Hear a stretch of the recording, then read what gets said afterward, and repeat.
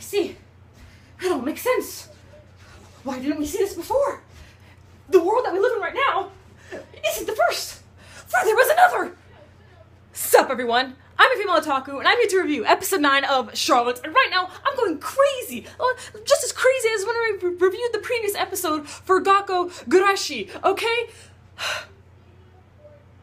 Are you ready? Are you ready for some hardcore theory crafting? Because I think I predicted already what the story is in next week's episode. So let's get to it, shall we? So, the world that we live in right now is not the first world, okay? There was a previous one, a previous world in which the people with superpowers lived in this facility, okay? They kept them all trapped in the facility, all right? In different sections too. The ones with more powerful, more dangerous powers were kept under wraps, okay? They were imprisoned, while the other ones kind of had a little more freedom depending on how they act, depending on how strong their superpower is, okay? And in this other dimension, in this other world, the original world, we had it to where Ayumi was still alive and did not have her collapse powers just yet. And also within this world, we had it to where whenever you, the main character, possessed someone with powers, he was also able to keep their power. What? Oh my gosh. Whoa, okay, I'm not done yet, okay? You ready? All right, let's go. So, they forced Ayumi's power out of her, okay, in this previous world, okay? And so therefore, the D block section, all right, was collapsed, okay? So therefore, he started going all over the place, collecting other people's powers to get to his brother so that his brother could change the world. And he did, drastically. Because you see, what this guy did, I believe his name is Shun, okay? Yu's older brother, Shun, he had the power of time leap, okay? And therefore, time travel, that's a pretty big power, right? So he was imprisoned, but luckily Yu was able to get to him. And he changed the world by making everyone with superpowers free. If they were careful, of course.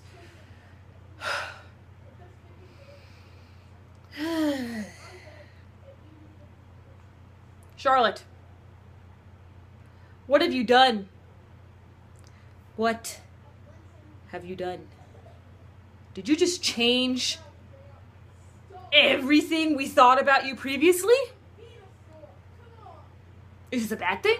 Is this a good thing? Is this a great thing? I don't know what this is. I don't know what to think, okay? During that date and stuff, when we saw you, okay? When we saw you and Tomori on their date, all right? And then we had that singer. Don't remember what her name is, but we had that singer and stuff, and she was singing a song, and turns out that song, she already created that song in the previous world. And then you started going crazy, and then he fainted and stuff like that over at the concert. And when he fainted, he started remembering stuff that happened in the previous world, okay? So during that section, when we were just all like, what the heck was going on? That stuff actually happened. That was the real reality. That was the original. That is what could have been today. I haven't felt like this since I watched Steins Gate, alright? Time travel isn't really done too much in anime, and time travel is already a difficult subject to make interesting and stuff. Especially with an anime, really in media in general, because it's usually always the same, you can't go back in time, you can't bring people back from the past, that's bad, we can't do this, that will change the whole space-time continuum thing, So, we all know Steins Gate was the only one that was able to do it very well and stuff like that, for anime. So, let's see. Question is, will Charlotte be able to pull it off? I will say it's pretty late to suddenly bring in time travel, but according to all the people theory crafting for the past couple weeks, they were saying that it was hinted already within the opening stuff, because you see a clock in the opening or whatever, something like that. I want to talk about another thing. Okay, so we saw Tomori's brother over within the previous world, okay? And we saw him talking to some friends. One of those friends had short, orange hair. Do you remember this girl? She was that girl that me and some of you guys questioned as well. She came over to the site where the collapse happened, when Ayumi first used her collapsing abilities, we saw this orange-haired girl come over and she was all like, I'm too late.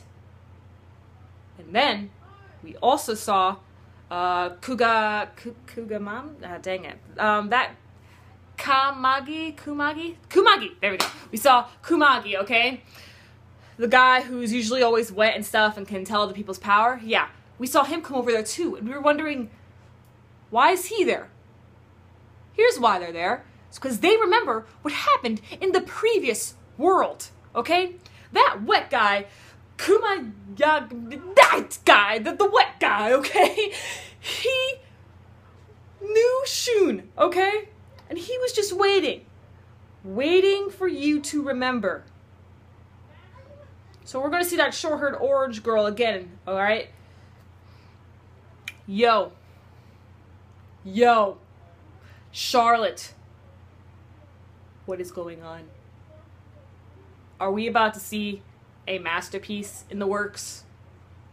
Or are we about to see something that's going to try to become a masterpiece and fail miserably? That is the question right now. At this point, where they're at right now, they could either soar or they will crash and burn, all right? It is very easy to go either way at this point. Can Charlotte do it?